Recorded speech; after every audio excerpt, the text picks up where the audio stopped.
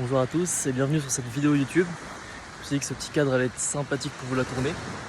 Alors ça va être une vidéo qui va parler de la DGCCRF et d'un gros problème que j'ai eu récemment sur l'un de mes shops en e-commerce. Donc ceux que ça intéresse, je pense que je vais vous donner pas mal de tips intéressants pour éviter les contrôles de la DGCCRF dans un premier temps et pour s'en sortir indemne en cas de contrôle. Donc je vais attaquer directement. Donc il y a 2 mois, la DGCCRF a supprimé mon business de e-commerce, donc c'est du dropshipping. Je dirais pas la niche, mais ceux qui sont intéressés pour connaître la niche et les produits que je vendais, vous pouvez tout de suite mettre en commentaire votre Insta pour que je vous envoie un petit DM. Donc c'était du SEO, moi je suis spécialisé en SEO. Donc le SEO, pour ceux qui ne connaissent pas, c'est le Search Engine Optimization.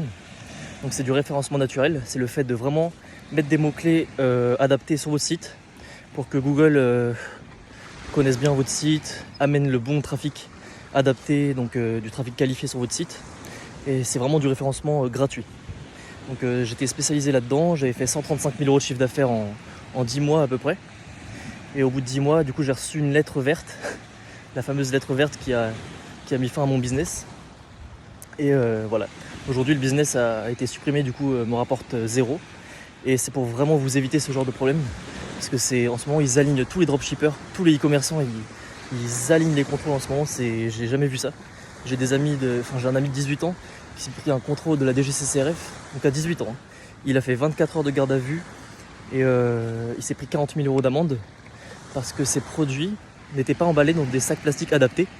Donc les sacs plastiques étaient, je crois qu'ils faisaient 0,025 mm au lieu de 0,035. Donc voilà, ils alignent les gens sur des conneries, on peut le dire. Donc voilà, c'est important de le savoir. Si vous me regardez à la petite feuille, c'est normal, j'ai amené mon petit papier pour contrôler tout ce que je vous dis. Donc pour éviter les contrôles, il faut vraiment éviter tout ce qui est les signals conso, donc les plaintes clients sur les sites comme Signal Conso. Ça c'est vraiment la base. Éviter les plaintes clients. Moi malheureusement c'était une concurrente directe dont l'URL était vraiment similaire à la mienne. Elle a demandé à des clients qui l'a contacté par erreur de porter plainte contre moi. Donc c'était vraiment de la concurrence déloyale. Et donc voilà, j'ai manqué de chance. J'ai eu 40 signalements je crois sur Signal Conso. C'est pour ça que la DGCCRF m'a repéré. Parce que c'est ça qui a... Comment dire ? En fait il n'y a que les clients mécontents qui mettent un avis sur Signal Conso. Et comme c'est le site de la DGCCRF, ils m'ont repéré comme ça.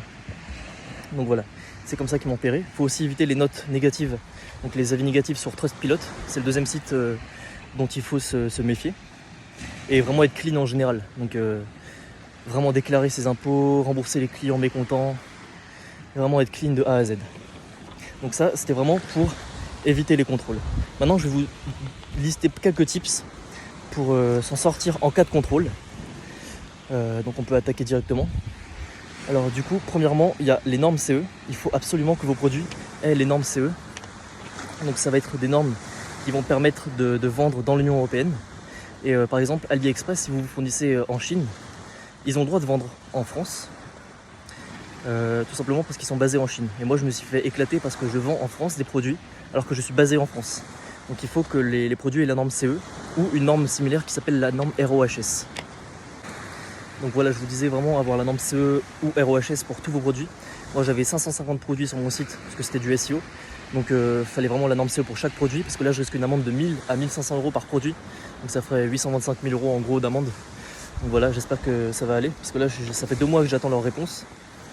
Ça peut mettre jusqu'à 6 mois, même jusqu'à 2 ans. Ou alors ils peuvent ne jamais répondre, on sait pas.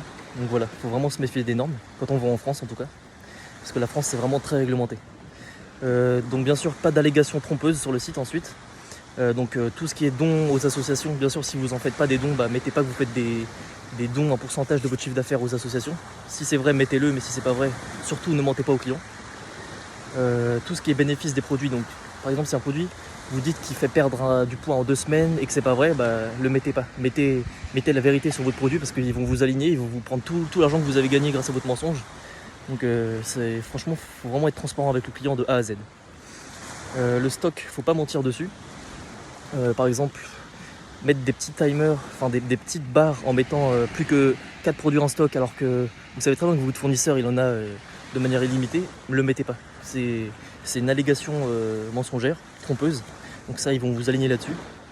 Et les timers de temps, par exemple, une promotion valable encore pendant 12 heures, alors que la promotion, elle est sur votre site H24, bien sûr que ça, ils vont vous défoncer là-dessus. Alors ensuite, pas de promotion abusive. Donc les promotions, c'est vraiment de 20 à 50% de réduction. Si vous faites des promotions de 80%, ils vont trouver ça louche, ils vont vous demander, ils vont poser pas mal de questions. Voilà, évitez les promotions vraiment abusives. Et bien sûr, si vous mettez un prix barré, donc par exemple si vous vendez un produit à 40 €, avec prix barré 80 €, il faut que vous ayez vendu un produit à 80 € avant. Sinon, vous ne pouvez pas mettre le produit vous pouvez pas mettre le prix barré à 80 €. Ou alors il faut que vos concurrents le vendent à 80 € pour que ce soit une véritable promotion. Donc ça, c'est une des règles aussi que lors de mes convocations à la DGCCRF, ils ont pu m'exposer. C'est une règle très importante pour les promotions abusives. Ensuite, il faut, dans l'idéal, se procurer les échantillons de vos produits.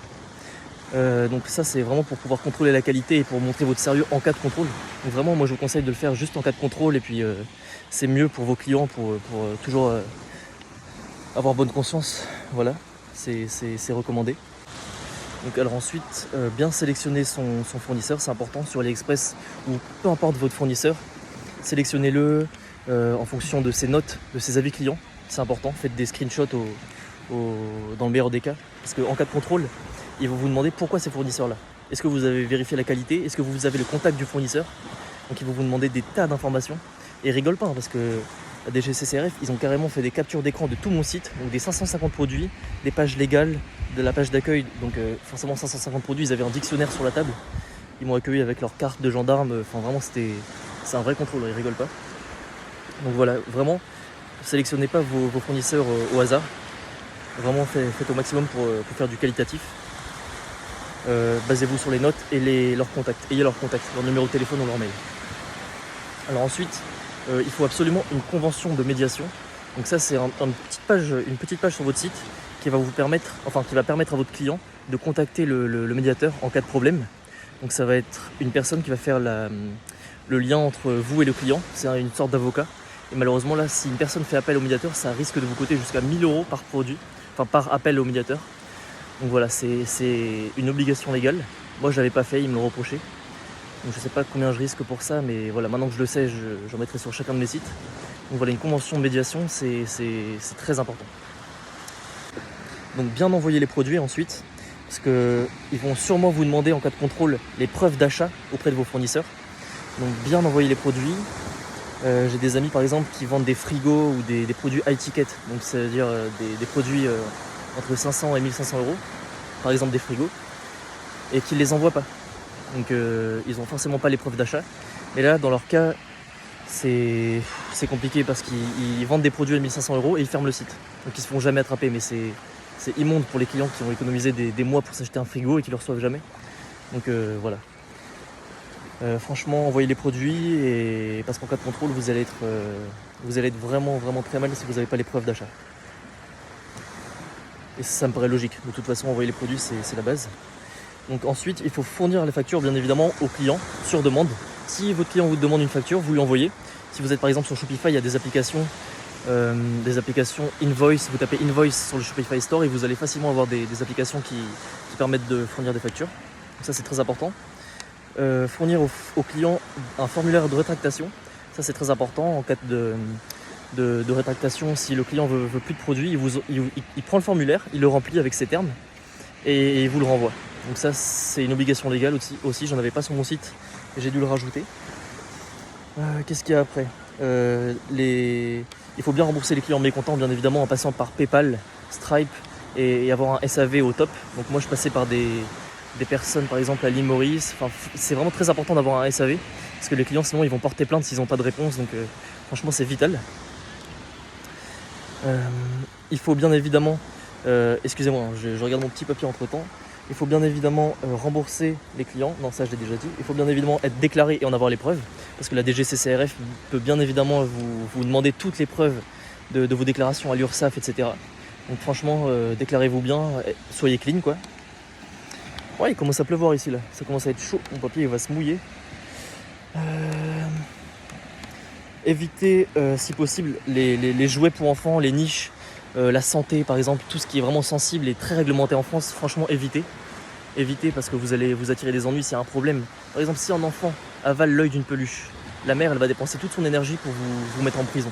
Donc évitez les niches à problème comme ça. Donc tout ce qui est enfant et produits de santé qui touchent à la peau, qui peut faire des réactions allergiques, etc. Il faut aussi fournir aux clients, c'est un des derniers points, une charte qualité. Donc là par exemple sur mon site, on mentait pas énormément sur la charte qualité, mais on tournait ça à notre avantage, c'est-à-dire qu'on disait qu'on sélectionnait les produits à la main alors qu'on les avait pas vraiment touchés. Il faut vraiment être clair, il faut vraiment être clean sur ça et ne pas mentir dans la charte qualité, c'est super important. Il faut vraiment dire comment vous sélectionnez les produits, dans quel but, il faut être transparent, tout simplement. Et quelques derniers conseils, parce qu'il commence à pleuvoir, je vais me sauver. Quelques derniers conseils, être assuré en cas d'accident, ça me paraît évident. Prenez un avocat, assurez-vous vraiment, surtout si vous êtes dans des niches à problème comme la santé ou les jouets pour enfants, les trucs comme ça, les niches comme ça, franchement assurez-vous au max. En cas de problème, ça peut vous faire économiser plus d'argent que l'assurance ne vous en coûte. Et le dernier conseil que j'aurais pu vous donner, c'est vraiment de coopérer au maximum en cas de contrôle. Et en cas de contrôle, donc vraiment, montrez patte blanche. Faites-vous conseiller d'un avocat, mais ne venez pas avec l'avocat à la convocation à la DGCCRF. Moi par exemple, c'était à Cergy, je suis venu tout seul. Je suis venu sans avocat, même s'il m'avait conseillé auparavant. Et si vraiment là, ils vous mettent une amende salée, faites appel à un avocat et ça devrait le faire. Mais voilà, montrez patte blanche. Ne faites pas le naïf, enfin vraiment soyez honnête, dites que c'est la première fois que vous connaissiez pas. Moi je connaissais vraiment pas toutes ces normes, toutes ces règles. Donc je me suis fait aligner, j'espère que ça ira, que j'aurai pas d'amende, etc. Mais voilà, faites vraiment attention à ça, soyez clair et honnête et ça devrait aller. Bon, c'était tout pour cette vidéo, il commence à bien pleuvoir. Je vais me sauver en courant et je vous dis à la prochaine. Ciao les amis.